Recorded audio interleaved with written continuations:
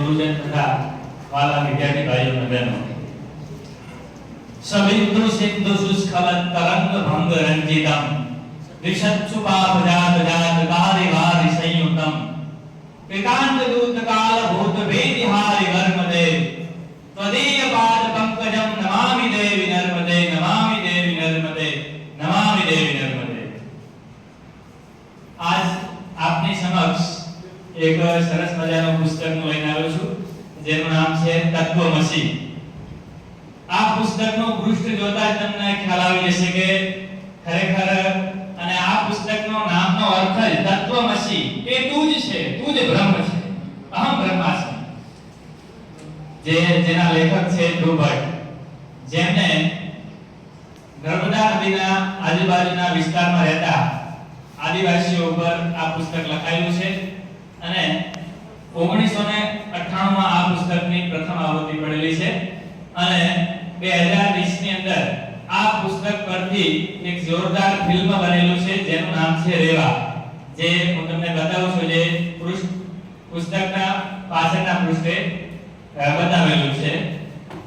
પુસ્તકની શરૂઆતની અંદર એક સામાન્ય પ્રોજેક્ટ માટે જે મૂળ ભારતીય હોય છે એંગ્લો ઇન્ડિયન, જે પુસ્તકનો વિષય વસ્તુ હું આપની સમક્ષ પ્રસ્તુત કરું છું, એંગ્લો ઇન્ડિયન હોય છે કે જે પ્રોજેક્ટ વર્ક માટે ગુજરાતની અંદર નર્મદા નદીની આસપાસના એરિયામાં વસતા આદિવાસીઓ માટે જે પ્રોજેક્ટ રૂપે આવે છે અને એ આદિવાસી એરિયામાં જે નવલકથાની અંદર આવતા પાત્રોની જે વાત કરું છું, ભણેલી ગણેલી સુપ્રિયા છે, વિદ્યુબંગા છે, ગંતુ ફકીર છે, ગણેશ શાસ્ત્રી છે અને શાસ્ત્રીજી છે। આ પાત્રોની અંદર દરેક પાત્રની એક અલગ જ વિશેષતા છે કે પણ એક ભણેલી ગણેલી સુપ્રિયા એક સામાન્ય આદિવાસી પરિવારમાં કે જે ગામડામાં રહીને આદિવાસીઓના ઉત્થાનની ક્રિયા કરી રહી છે। આપણને સૌને નવાઈ લાગે છે, પણ શરૂઆતની અંદર જ્યારે નવલકથાના નાયક જ્યારે વિદેશમાંથી અમેરિકામાંથી ભારત આવતા હોય છે, ભારત એક શ્રદ્ધાનો દેશ છે।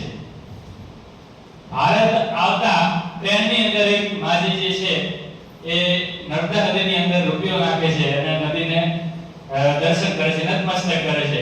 એ જોઈને નાયક હસવા લાગે છે કે આવું તો હોતું હોય છે એમ।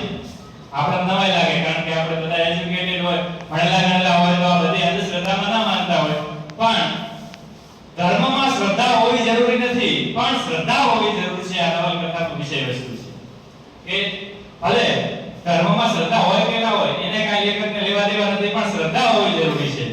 લેખક નવલકથાની અંદર એક સરસ મજાનું પાત્ર જે પાત્ર છે ગંતુ ફકીર, જે પોતે મુસ્લિમ ફકીર હોય છે પણ છતાં હિન્દુ અને મુસ્લિમ એકતાનું પ્રતીક હોય છે કે જે ગરીબ અને અમીર વર્ગની પ્રક્રિયામાં કોઈ ફેરફાર નથી દર્શાવતો। તમે મૂવીની અંદર જોશો તો તમને ખ્યાલ આવી જશે। બીજું કે આ પુસ્તકના વિષય વસ્તુમાં હું આટલું જ રજૂ કરીશ, પણ આ પુસ્તક પાછળનો એક વિચાર મારે રજૂ કરવો છે કે જે ગ્રામીણ અને શહેરી વિસ્તાર વચ્ચે જે ડિસ્ટન્સ છે અને શહેરી અને વિદેશીકરણની જે નીતિ હાલ અપનાવી રહ્યા છે લોકો, જેમ બને તેમ ભારતના યુવાનો વિદેશ તરફ દોડી રહ્યા છે, દોડ માંડી છે। તમે હાલ મોટી સિટીમાં જાઓ તો એક સોસાયટીમાં એક વ્યક્તિ વિદેશમાં હશે। આ વિદેશ પ્રત્યેનું ગાઢ પણ જે છે યાર, આપણી મેન્ટાલિટી, આપણી ગ્રંથિ બંધાઈ ગઈ છે કે વિદેશથી કલ્યાણ થાય છે। તો જે ગામડું આપણું ભારતનું જે પ્રાદેશિક ગામડું હતું, જે હરતું ફરતું જે બાળપણ જોડાયેલું છે જે ગામડા સાથે, એ ગામડું આપણે છોડીને શહેરમાં આવીએ છીએ અને શહેરની અંદર રહેતા માત્ર ગામડાની ખડકીઓ ખોલતા માત્ર વૃદ્ધ મા-બાપ જ જોવા મળે છે। હાલ તમે ગામડામાં આટો મારશો, એ જ પરિસ્થિતિ હવે વર્તમાન સમયમાં આજથી 5-10 વર્ષ પછી શહેરમાં થશે। શહેરોમાં પણ તમે સોસાયટીમાં જશો તો માત્ર ડોશીઓ ડોહાઓ જશે। કેમ? કારણ કે એમના બધાય છોકરાઓ મોટા 50-50 લાખના બંગલાઓમાં માત્ર હસબન્ડ વાઈફ જ રહેતા હશે, એ પણ વૃદ્ધ, કારણ કે એમના છોકરાઓ વિદેશ છે। આ વિદેશ પ્રત્યેનું ગાઢપણ અને ભારતીય સંસ્કૃતિને ઉજાગર કરતું એક જે આ નવલકથા છે તેનું નામ છે તત્વમસી। તું જ બ્રહ્મ છે, તું જ છે।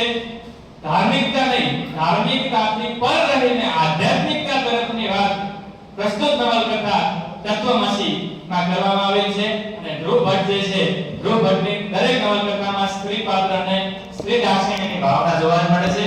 અંતે હું કહીશ તદંબુલીન દીનમીન દિવ્ય સંપ્રદાયકમ કલોમરોગ ભારિહારી સર્વદીત નાયકમ સુમત્સ્ય કચ્છ નક્ર ચક્ર ચક્રવાક શર્મદે ત્વદીય પાદ પંકજમ નમામિ દેવી નર્મદે નમામિ દેવી